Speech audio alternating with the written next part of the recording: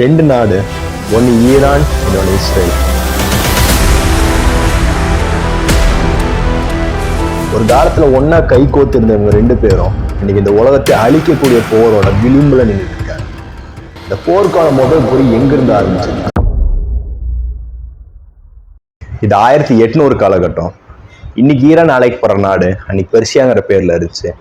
அதை கஜார் அரசு குடும்பம் ஆண்டுட்டு இருந்தாங்க. இதே சமயங்கள்ல தான் சோவியத் யூனியனும் இந்தியா ஆண்டுட்டு இருந்த யூகேவும் அவங்களோட அரசாங்கத்தை விரிவுபடுத்திட்டு இருந்தாங்க. இப்போதான் இவங்க கண்ணில் ஈரான் படுது. ஈரானோட geological location Asia, Europe, Middle East மூணு இன்டர்லிங்க் பண்ற ஒரு பெரிய நிலப்பரப்பா இருக்கிறதாலையும் ஈரானுக்கு அதோட கடல் பரப்பான இருக்க சாதகத்தாலையும் அதை கைப்பற்றணும்னு முடிவு எடுக்கிறாங்க. இதுக்காகவே சோவியத் யூனியனும் யூகேவும் அவங்களுக்குள்ள எந்த பிரச்சனையும் வராத மாதிரி சரியா பிளான் பண்ணி முதல்ல சோவியத் யூனியன் ஈரான் மேல படையெடுத்து போய் ஈரானை தோக்கடிச்சு ட்ரீட்டி ஆஃப் குலிஸ்தான்ங்கிற ட்ரீட்டியை சைன் பண்ணி அது மூலயமா அவங்களோட ராணுவத்தையும் அவங்களோட வர்த்தகத்தையும் இவங்க கட்டுப்பாட்டில் கொண்டு வராங்க.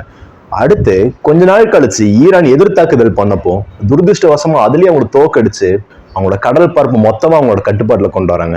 இதுக்கப்புறம் அடுத்த அரசனா வந்த நசீருங்கிறவரை யூகே நல்ல சூழ்ச்சி பண்ணி ஹரத்துங்கிற நாட்டோட அரசோட போர் செய்யும்படி பண்ணி யூகேவை அவங்களுக்கு டேரக்டா பேக்கப் கொடுத்து அதுல ஈரானை தோக்கடிச்சு ஈரானோட சவுத் ஈஸ்ட் பகுதியை அவங்க கட்டுப்பாட்டுக்குள்ள கொண்டு வராங்க. இப்போ காலம் 1888. இந்த சமயத்துல யூகேவை சேர்ந்த வில்லியம் டி ஆர்கிங்கிற ரிசோர்ஸ் மைனருக்கு ஈரான்ல ஆயில் இருக்கலாங்கிற தகவல் தெரிய வருது. இது தெரிஞ்சதுமே உடனே யூகே கவர்மெண்டோட சப்போர்ட்டோட நேர போய் அரசரை மீட் பண்ணி மொத்த ப்ராஃபிட்ல 16% அவருக்கணும், வருஷம் 20,000 யூரோஸ் அவர் கேஷா தரதாவும் சொல்லி அக்ரிமெண்ட் போட்டு வில்லியம் ஆயில தேட ஆரம்பிக்கிறாரு. ஆனா காலங்கள் போக போக அவரால் முடியாதனால யூகே கவர்மெண்ட் அதை அண்டர்டேக் பண்ணி தேடுதல் வேட்டையை ஆரம்பிக்கிறாங்க. கடைசியில ஒரு வழி ஆயில் கிடைக்கவும் செய்யுது. கதை இதுக்கப்புறம் பார்ப்போம். ஆனா சில விஷயங்கள் சொன்னா இந்த கதை இதுக்கப்புறம் புரியும். ஃபர்ஸ்ட், முஸ்லீம்களோட வழிகாட்டியான முகமது நபியோட இறப்புக்கு அப்புறம் அவங்களோட கலீஃபா, அதாச்சும் அவங்களோட தலைவரை தேர்ந்தெடுக்கிறதுல முஸ்லீம் மக்கள் இரண்டு இனமா பிறந்தாங்க. ஒருத்தவங்க முகமது நபியோட ரொம்ப நெருங்கிய நண்பரான ஹஜரத் அபுபக்கர் அவர்களை அவரோட கலீஃபாவை ஏத்துக்கிட்டாங்க. அவங்க சுன்னி முஸ்லீம்ஸாவும் முகமது நபியோட மருமகனான ஹசரத் அபுதாலிஃப் அவர்களை அவங்களோட கலீஃபாவை ஏத்துக்கிட்டவங்க ஷியா முஸ்லிம்ஸாவும் மாறினாங்க. இந்த ஒரு குழப்பத்தாலே இவங்க ரெண்டு பேருக்குள்ள எப்பயுமே பிரச்சனை வந்துட்டே இருக்கும். இன்னைக்கு நிலவையில ஈரான்ல 90% ஷியா முஸ்லிம்ஸ் தான் இருக்காங்க. ஆனா சவுதி, ஏமான், கத்தார் மாதிரியான மித்த இஸ்லாமிய நாடுகள்ல 90% மேல சுன்னி முஸ்லிம்ஸ் இருக்காங்க. இன்ஃபேக்ட் ஓவராலா டோட்டல் முஸ்லிம்ஸ் பாப்புலேஷன் பார்த்தோன்னா வேர்ல்டு வைடா பார்க்கும்போது 90% சுன்னி முஸ்லிம்ஸ் தான் இருக்காங்க. வெறும் 10% தான் ஷியா முஸ்லிம்ஸ் இருக்காங்க. இந்த விஷயத்தாலே அவங்க எப்பயுமே ஆப்போசிட்டா தான் இருப்பாங்க. ரெண்டாவது விஷயம், என்னதான் ஈரான்ல அரசாட்சி நடந்தாலும் அங்க இருக்கிற மத போதகர், அதாச்சு ரிலீஜியஸ் ஸ்காலர்ஸ், அவங்கள உலாமான்னு கூப்பிடுவாங்க. அவங்களுக்கு பாலிடிக்ஸ்ல பயங்கரமான இன்ஃப்ளூயன்ஸ் இருந்துச்சு. உலாமாக்கள்லயே அதிகமா படிச்சு தெரிஞ்சு வச்சிருந்த டாப் ஸ்காலர்ஸை ஆயத்துல்லான்னு கூப்பிடுவாங்க. ஆயத்துல்லாக்களுக்கு நேரடியா அரச சபையிலே போய் பேசுற அளவுக்கு அதிகாரம் இருந்துச்சு. சரி, மறுபடியும் கதைக்குள்ள வருவோம். இந்த சமயங்கள்ல தான் மக்களும் உலமாக்களும் ஒன்னா சேர்ந்து அரசர் மேல யூகேவோட அரசுக்கு வேலை போனதாகவும் அவங்களோட மொத்த எண்ணெய் சுரங்கங்களையும் அவங்களுக்கு தாரவாத்து கொடுத்ததாகவும் நிறைய குற்றச்சாட்டை வச்சு போராட்டங்களை மேற்கொள்ள ஆரம்பிக்கிறான். இதனால அரசரும் தாங்க முடியாம உலாமாக்களோட பேச்சுவார்த்தை நடத்தி மஜ்லிஸ்ங்கிற ஒரு பார்லிமெண்ட் மாதிரியான உலாமாக்களை மெம்பரா கொண்ட அமைப்பை அரச ஆட்சியோட சேர்த்து நடத்த ஆரம்பிக்கிறாங்க. காலங்கள் நிறைய போக போக மஜ்லிஸ்ங்கிற அமைப்புக்கு மக்களோட சப்போர்ட் ரொம்பவே அதிகமா கிடைக்குது. இதனாலே அந்த அமைப்பு ஸ்ட்ராங்காகவும் நாட்டு மேல அரசரோட புடி ரொம்பவே வீக்காரத கவனிச்ச அரசர் மஜ்லிஸ் அமைப்பு தடை விதிச்சு உலாமாக்களை சிறை பிடிக்க ஆரம்பிச்சாரு. இந்த விஷயங்களை பார்த்துட்டே இருந்த மக்கள் ஏற்கனவே அரசர் மேல கோபமா இருந்து இப்போ இந்த விஷயத்த செஞ்சதுனால பயங்கரமா பொங்கி எழுந்து அரசரை அரியணையிலிருந்து விரட்டி அடிச்சு மஜ்லிஸ் அமைப்பை மீட் எடுக்கிறாங்க. அதுக்கப்புறம் ஏற்கனவே அவங்க அஜெண்டாவா இருந்த ஆயில் ரிசர்வ்ஸை மீட் எடுக்கணுங்கிற விஷயத்துக்காக யூகேவோட கோஆபரேட் பண்றத சுத்தமா நிறுத்தி யூகேவை ஆயிலே எடுக்க முடியாத மாதிரி பண்ணிட்டாங்க. ஆனா யூகே ஏற்கனவே ஈரானோட ஆயில் ரிசோர்ஸ் மேல ரொம்பவே டிபெண்டா இருந்ததுனால சூழ்ச்சி பண்ணி அந்த நாட்டோட மிலிட்டரி மேஜரா இருந்த ரெசா கான் பஹல்விங்கிறவருக்கு ஃபுல் சப்போர்ட்டை கொடுத்து அவரை அரசரை உட்கார வைக்கிறாங்க. அவர் அரசரா வந்ததுமே முதல் வேலையை ஆயில் ரிசோர்ஸை திருப்பி தர்றாரு. ரெசா கான் மஜ்லிஸ் அமைப்போட முக்கியத்துவத்தை தெரிஞ்சு வச்சிருந்ததுனால அந்த அமைப்பை மாத்தி கட்டமைப்பு செய்யறாரு. அந்த அமைப்புல இருந்தவங்க எடுத்துட்டு இவருக்கு சப்போர்ட்டிவா இருக்கிற உலாமாக்களை மாத்திரம் அதில் வச்சு மஜ்லிஸ் அமைப்பையும் அவர் கட்டுப்பாட்டுல கொண்டு வர்றாரு. ரெசா கான் ஆட்சிக்கு வந்ததுல இருந்தே மாடர்னைசேஷனை சூப்பரா சப்போர்ட் பண்ணாரு. அதாச்சும் எந்த அளவுக்குன்னா இன்னைக்கு அந்த நாட்டுல பெண்கள் ஹிஜாப் அணியணுங்கிறது கட்டாயமா இருக்கு. ஆனா அந்த காலத்திலேயே பெண்களை சினிமாவில் நடிக்க போறதுக்காக ஊக்கப்படுத்தினாரு. இந்த சமயங்கள்ல தான் வேர்ல்டு வார் 2 வருது. வேர்ல்டு வார் 2ல யூகேவும் சோவியத் யூனியனும் ஜெர்மனோட மோதி ரொம்பவே வீக் ஆறாங்க. இதே சமயத்துல தான் யூஎஸ்ஏ இந்த வேர்ல்டு வார் 2னால ரொம்பவே பவர்ஃபுல் ஆகி இன்ஃபேக்ட் சொல்ல போனா இந்த உலகத்தோட சூப்பர் பவராகவே மாறுறாங்க. இதனால யூஎஸோட பவருக்கு அடிப்பணிஞ்சு போக ஆரம்பிச்சிருந்த யூகே அவங்களோட ப்ராக்சியாவே மாறி ஈரான்ல இருந்த அவங்களோட ஆயில் ரிசோர்ஸ்ல யூஎஸ்ஏவும் ஆயில் எடுக்க விட்டு 50-50 ஷேர் பண்ண ஆரம்பிக்கிறாங்க. யூஎஸ் எண்ணெய் எடுக்கிறது மாத்திரம் இல்லாம கொஞ்சம் கொஞ்சமாவே ஈரானோட உள்நாட்டு விவகாரங்களையும் அவங்களோட ஆதிக்கத்தை செலுத்தினாங்க. இதையெல்லாம் பார்த்துட்டு இருந்த அந்த நாட்டோட முக்கியமான லாயரான முகமது மொசத்தக்ங்கிறவர் யூஎஸ் எப்படி அவங்க நாட்டோட எண்ணெய் வளங்களை சூறையாடிட்டு இருக்காங்கிறத பத்தி குரல் கொடுத்தாரு. இதனாலேயே மக்கள் கிட்ட இருந்து அவருக்கு கிடைச்ச அளவில்லாத சப்போர்ட்னால அவர் அந்த நாட்டோட பிஎம் ஆறாரு. பிஎம் ஆனதுமே அவர் முதல் வேலையா ஆயில் எக்ஸ்ட்ராக்ஷனை நேஷனலைஸ் பண்ற ஒரு ஆர்டரை பிறப்பிக்கிறாரு. அதாச்சு யூகேவும் யூஎஸ்ஐயும் ஓரம் கட்டிட்டு ஈரானே ஆயிலை எக்ஸ்ட்ராக்ட் பண்ணி செல் பண்ற மாதிரியான ஒரு ஆர்டர் தெரிவிச்சாரு. ஆனா இதெல்லாம் பார்த்து கடுப்பான யூகேவும் யூஎஸும் அவங்களோட உளவு அமைப்பான சிஏஏவையும் MI6ஐயும் அனுப்பி ஆப்ரேஷன் அஜெக்ஷன் ஆப்ரேஷன் பண்ணாங்க. ஆமாங்க, நான் சொல்றது உண்மைதான். சிஐஏவி MI6 இதில் இன்வால்வ் ஆயிருக்காங்க. இதுக்கான டீட்டெயில்ஸ் அவங்களோட ரிப்போர்ட்ல இருக்கும். அதுக்கான லிங்க் வேணா டிஸ்கிரிப்ஷன்ல தரேன், நீங்க வேணா செக் பண்ணி பாருங்க. சிஐஏவும் MI6ஐயும் அனுப்பி இந்த ஆப்ரேஷன் மூலயமா பழைய பகல்வி மன்னருக்கு முழு சப்போர்ட்டையும் கொடுத்து அவர் அரசரா திரும்பி கொண்டு வராங்க. அவர் வந்ததுமே ஆயில் ரிசோர்ஸ் மறுபடியும் யூகே யூஎஸ் கைக்கு போகுது. இந்த தடவையும் பகல்வி மன்னர் யூகே பேச்ச கேட்டு அவங்களுக்கு தகுந்த மாதிரி நடந்துட்டு இருந்தாரு. ஆனா இந்த தடவையும் எதிரில இருந்து ஒரு குரல் வச்சு அது அந்த நாட்டோட பவர்ஃபுல்லான உலாமாக்கள்லயே ரொம்ப படிச்சு தெரிஞ்ச இந்த டாப் ஸ்காலரான ஆயத்துல்லா கொமேனி கிட்ட இருந்து வந்துச்சு. ஆயத்துல்லா கொமேனி இவங்க எப்படி நாட்டை சூறையாடுறாங்கன்னு, மன்னர் எப்படி யூஎஸ் அரசுக்கே விலை போய் நாட்டையே மோசமான வழி நடத்திட்டு இருக்காருங்கிறத பத்தி பேசினாங்க. இது எல்லாம் பார்த்த மக்கள் அவருக்கு அதிகமா சப்போர்ட் பண்ணதுனால அவரை நாடு கடத்தி ஈராக் அனுப்புறாரு. ஈராக்ல அந்த சமயத்துல சதாம் ஹுசைனோட ஆட்சி நடந்துட்டு இருந்துச்சு. ஈராக்லயும் ஷியா முஸ்லிம்ஸ் அதிகமா இருக்கிறத சாதகமா பயன்படுத்திக்கிட்ட கொமேனி அங்க இருக்கிற முக்கியமான மத தலைவர்கள்கிட்ட போய் பேசி ஆதரவு திரட்ட ஆரம்பிச்சாரு.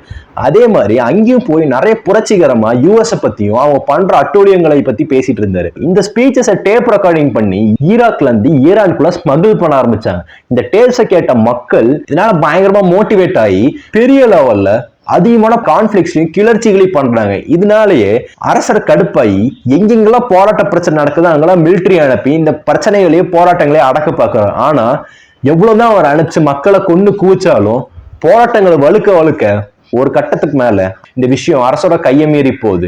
இங்க இருந்தா இனி ஒரு உயிருக்கே ஆபத்துங்கிற தெரிஞ்ச உடனே அவரோட கேன்சர் ட்ரீட்மெண்ட்டை காரணம் காட்டி யூஎஸ்க்கு தப்பி ஓடுறாரு. இந்த விஷயம் தெரிஞ்சதுமே கொமேனி ஈரானுக்கே திரும்பி வர்றாரு. அவர் வந்ததுமே கிட்டத்தட்ட 53 லட்சம் மக்கள் அவர் 6ஆம் வாரத்தோட அந்த நாட்டோட தலைநகரான டெஹரான் ஏர்போர்ட்ல பயங்கரமா வரவேற்கிறாங்க. அவர் வந்ததுமே ஷரியா சட்டத்தின்படி ஆட்சியை மாத்தி அமைக்கிறார். அதுபடி எலெக்ஷன்ஸ், டெமோக்ரஸி, பார்லிமெண்ட் எல்லாமே இருக்கும். ஆனா எல்லாத்துக்கும் மேல உச்சபட்ச அதிகாரங்கிறது சுப்ரீம் லீடருங்கிற ஒருத்தருக்கு இருக்கும்.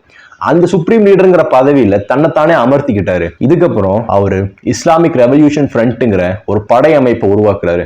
இது மூலயமா அவங்களோட நாட்டோட பார்டர்ஸை ஷேர் பண்ற சின்ன சின்ன நாடுகளோட சின்ன பிரச்சனை கிளர்ச்சியுமே உருவாக்கி இந்த உலகத்துல அல்லாஹ்வை தவிர எந்த மனுஷன் ஆட்சி நடத்தினா அது தப்புனும் இவரோட இந்த கொள்கையை மித்த நாடுகளே பரப்புவேன்னு சொல்லிட்டு இருந்தாரு. இதெல்லாம் பார்த்துட்டு இருந்த ஈராக் இவங்களோட ஏற்கனவே ஷத்தல் அரப் வாட்டர்வேஸ்லயும் முக்கியமான கனிம வளங்களோட ஷேரிங், அதுக்கப்புறம் இவங்க நாட்டில் நடந்த ஆட்சி மாற்றத்தால் இவங்களுக்கு நடந்த பாதிப்பாலையும் ரொம்பவே கோபமா இருந்தாங்க. இது மட்டும் இல்லாம யூஎஸும் சவுதி, ஏமன், கத்தார் மாதிரியான நாடுகளும் இவருக்கு ஃபுல் சப்போர்ட் கொடுத்ததுனால ஈராக்கோட தலைவர் சதாம் ஹுசைன் ஈரான் மேல போர் தொடுக்கிறாரு. இந்த போர் 8 வருஷம் தொடர்ந்து நடக்குது. இந்த போர்ல ஈரானும் நாங்க சதாம் ஹுசைனை கொல்ற வரைக்கும் இந்த போரை நிறுத்த மாட்டோம்னு சொல்லி போர் புரிஞ்சுட்டே இருக்காங்க. ஆனா ஒரு கட்டத்துக்கு மேல போர் ஒரு எல்லை மீறி போகும்போது யுனைடெட் நேஷன்ஸ் நேரடியா தலையிட்டு ஆகஸ்ட் 20, 1988 இந்த போர்ல சீஸ்ஃபயர் அமல்படுத்துறாங்க. இந்த போர் நடந்து முடிஞ்சு 9 மாசம் கழிச்சு அந்த நாட்டோட சுப்ரீம் லீடரான கொமேனி அவரோட கடைசி மூச்சை இழக்கிறாரு. அவர் இறந்ததுக்கு கிட்டத்தட்ட 1.25 கோடி மக்கள் 35 கிலோமீட்டருக்கு லைன் கட்டி நின்று அவருக்கான இறுதி அஞ்சலியை செலுத்தினாங்க. இது இன்னைக்கு வரைக்கும் ஒரு பெரிய வேர்ல்ட் ரெக்கார்டா இருக்கு. அவர் இறந்த அடுத்த நாள் அடுத்த சுப்ரீம் லீடருக்கான எலெக்ஷன்ஸ் நடக்குது. அந்த எலெக்ஷன்ல கொமேனியோட ஸ்டூடெண்டான ஆயத்துல்லா அலி காமனேங்கிறவர் ஜெயிச்சு வர்றாரு. காமனேயி இந்த போர்னால அவங்களுக்கு தெரிஞ்சுக்கிட்ட 2 விஷயத்த நல்லா புரிஞ்சுக்கிட்டு அதுக்காக முழு மூச்சுல தயாராக ஆரம்பிச்சாரு. ஒன்னாவது, போர் முடிஞ்சதுமே ஈரான் ஒரு தனித்து விடப்பட்ட நாடா மாறுச்சு. இதனாலே அவங்களே உலக முஸ்லிம்களோட பாதுகாவலர்களா காட்டிக்க ஆரம்பிச்சாங்க. அதே மாதிரி காமனேயும் சரி, ஈரானோட மற்ற தலைவர்களும் சரி, ஈரானை ஒடுக்கப்பட்ட முஸ்லிம்களுக்கான குரலா காட்டிக்க ஆரம்பிச்சாங்க. இந்த காரணத்தினாலதான் அவங்க ஹவுதி, ஹமாஸ், ஹிஸ்புல்லா மாதிரியான அமைப்புகளுக்கு நிறையவே ஆதரவு கொடுத்தாங்க. அது மட்டும் இல்லாம இந்த காரணங்களை அவங்க நிறைவேற்றினா உலக முஸ்லிம்களோட தலைவரை ஆகலாங்கிறதுக்காக நிறைய நடவடிக்கைகளை எடுத்தாங்க. ரெண்டாவது, இந்த போர் நடக்க ஆரம்பிச்சதுமே எப்படி கத்தார், ஏமன், ஈராக் மாதிரியான நாடு யுஎஸோட சேர்ந்து இவங்களுக்கு எதிராக மாறினாங்கிற பார்த்துக்கிட்டு இவங்க உலக முஸ்லிம்களோட தலைவரை ஆகிறக்காகவும் அவங்க செல்ஃப் சஃபிஷியண்டா ரொம்ப ஒரு சக்தி வாய்ந்த நாடா மாறுறக்காகவும் நியூக்ளியர் வெப்பனை அதுக்கான ஒரு ஆயுதமா பார்த்தாங்க. இதனாலேயே அவங்க நியூக்ளியர் வெப்பனுக்கான ரிசர்ச்சை நோக்கி நகர்ந்துட்டு இருந்தாங்க. இந்த சமயங்கள்ல தான் இஸ்ரேல் சின்ன நாடா இருந்து கொஞ்சம் கொஞ்சமா டெவலப் ஆயிட்டு இருந்தாங்க. ஆனா யுஎஸ்க்கு இந்த சமயத்துல இந்த ரொம்பவே பிரச்சனை வாய்ந்த ஒரு வாலட்டைலான பகுதியான மிடில் ஈஸ்ட்ல வெல் டெவலப்டான ஒரு ஸ்டேபிளான நேஷனா இஸ்ரேல் தெரிஞ்சாங்க. இதனாலேயே யூஎஸ் போய் இஸ்ரேலோட நட்பு வச்சு அவங்களுக்கு மிலிட்ரியிலையும் எக்கனாமிக்காவும் நல்லா சப்போர்ட் பண்ண ஆரம்பிச்சாங்க. இது மூலயமா அவங்களுக்குள்ள ஒரு நல்ல நட்பு வளர்ந்து யூஎஸ்ஏ இஸ்ரேல ஒரு ஸ்ட்ராட்டஜிக் பார்ட்னரா நல்லாவே பயன்படுத்திக்கிட்டாங்க. ஆனா இன்னைக்கு நிலைமை தலைகீழ மாறி இஸ்ரேலோட ஃபண்டிங் யூஎஸோட எலெக்ஷனுக்குள்ள எக்கச்சக்கமா பூந்திருக்கு. அதே மாதிரி நிறைய அரசியல்வாதிகளுக்கு லஞ்சம் கொடுத்த ஊழல் புகார் எக்கச்சக்கமா வந்துட்டு இருக்கு. இந்த விஷயங்கள்ல ஒரு பக்கம் இருந்தாலும் கான்பிடென்சியான சில சோர்ஸ்ல இருந்து வந்த இன்ஃபர்மேஷன் படி முக்கியமான செனட் மெம்பர்ஸ், ஏன் பிரசிடென்ட் உட்பட எல்லாத்தோட தப்பான வீடியோகளும் இஸ்ரேலோட உளவு அமைப்பான மொசாத் அமைப்பு கிட்ட இருக்கிறதாவும் அதை வச்சு இஸ்ரேல் அவங்கள பிளாக்மெயில் பண்றதாவும் சொல்றாங்க. சரி, இந்த வீடியோட கான்ஃபிளிக்ட், இந்த போர் எதனால ஆரம்பிச்சது? ஏப்ரல் 3, 2023 ஹமாஸ் இஸ்ரேல் மேல ராக்கெட்ஸ் வச்சு தாக்குதல் நடத்துறாங்க. இதுக்காக இஸ்ரேல் ஒரு பயங்கரமான தாக்குதல் இல்ல, போர் நடத்தி காசாவே சின்ன பின்னமா அழிச்சு தெரியாம பண்ணிட்டாங்க. இந்த விஷயங்கள் நடந்துட்டு இருக்கும் போது கூட ஈரான் வார்னிங்ஸ் கொடுத்துட்டு நேரடியா தலையிடாம சும்மாதான் இருந்தாங்க. ஆனா ஜூலை 31, 2024 அப்போ ஈரான்ல இருந்த ஹமாஸோட லீடரான இஸ்மாயில் ஹனியாவை அவங்க நாட்டுக்குள்ளேயே பூந்து இஸ்ரேல் கொன்னதால பயங்கரமான கடுப்படைஞ்ச ஈரான் அவங்க நாட்டு மேல ஒரு பெரிய வான்வெளி தாக்குதல் நடத்திட்டு இந்த அட்டாக் வெறும் வார்னிங் தான், இதுக்கப்புறம் நீங்க மறுபடியும் அட்டாக் பண்ணீங்கன்னா விளைவுகள் ரொம்ப மோசமா இருக்குன்னு சொல்லி அதோட விட்டுட்டாங்க. ஆனா இஸ்ரேல் சும்மா இல்லாம ஈரான் நியூக்ளியர் பாம்பை தயாரிக்க போறதாவும் அது உலகத்துக்கே பெரிய ஆபத்துன்னு சொல்லி அந்த நாட்டோட முக்கியமான 3 நியூக்ளியர் ஃபெசிலிட்டிஸான ஃபர்டவ், நத்தான்ஸ், இஸ்ஃபஹான்ஸ்ல அவங்களோட ஃபைட்டர் ஜெட்ஸை வச்சு மிசைல் அட்டாக் பண்ணாங்க. இது மூலயமா என்னதான் ஈரான் அவங்களோட ஃபைட்டர் ஜெட்ஸையும் ஹெலிகாப்டர்ஸையும் இழந்திருந்தாலும் இந்த மாதிரி முதலே பண்ணுவாங்கிறத பல காலங்கள் முன்னாடியே கணிச்சு வச்சு இஸ்ரேலோட ரொம்ப பவர்ஃபுல்லான இன்டர்செப்டாரான ஏரோ சிஸ்டம், இன்டர்செப்டார்னா ஒன்றும் இல்லை, ஒரு மிசைல் வச்சு இன்னொரு மிசைலை டிஸ்ஆர்ம் பண்ற ஒரு மிஷினை தான் இன்டர்செப்டர்னு சொல்லுவாங்க. அந்த இன்டர்செப்டரையே தகர்த்து எரிஞ்சு அதை அட்டாக் பண்ணக்கூடிய ரொம்பவே அட்வான்ஸ்டான பலிஸ்டிக் மிசைல்ஸை டெவலப் பண்ணி வச்சிருந்தாங்க. அதை வச்சு அடுத்த நாளே ஈரான் இஸ்ரேலோட தலைநகரான தெல் அவிவை பயங்கரமான பலிஸ்டிக் மிசைல்ஸ் வச்சு அட்டாக் பண்ணி காசாக்கும் அதுக்கும் வித்தியாசம் தெரியாத மாதிரி பண்ணிட்டாங்க. இத்தனை விஷயங்களுக்கும் இஸ்ரேல் காரணமா சொல்ற நியூக்ளியர் வெப்பன் பத்தி நம்ம பார்த்தோம்னா, அதாவது நியூக்ளியர் வெப்பனுக்கு ரொம்ப முக்கியமா தேவைப்படுற தாதுவே யுரேனியம்ங்கிற மெட்டல் தான். இந்த மெட்டல் நேச்சுரலா கிடைக்கும் போது ஒரு ஸ்டேட்ல இருக்கும், அதை என்ரிச்மெண்ட்ங்கிற ப்ராசஸ் பண்ணி இது மூலயமா அதோட ரேடியோ பவரை அதிகம் பண்ணி 90% வரைக்கும் கொண்டு வந்து அப்புறம் தான் அதை நியூக்ளியர் வெப்பன்ஸ்ல யூஸ் பண்ண முடியும். இந்த மாதிரி பார்த்தோன்னா இன்டர்நேஷனல் அட்டாமிக் எனர்ஜி அசோசியேஷனுங்கிற ஒரு அமைப்போட ரிப்போர்ட் படி ஈரான் இன்னைக்கு வரைக்கும் வெறும் 60% ஆஃப் என்ரிச்மெண்ட் ப்ராசஸ் தான் முடிச்சிருக்காங்க. அவங்க இன்னும் தயாரிக்கவே இல்லை, அதுக்கான ரிசர்ச் இதெல்லாம் இறங்கியிருக்குங்க, அது தெரிய வருது.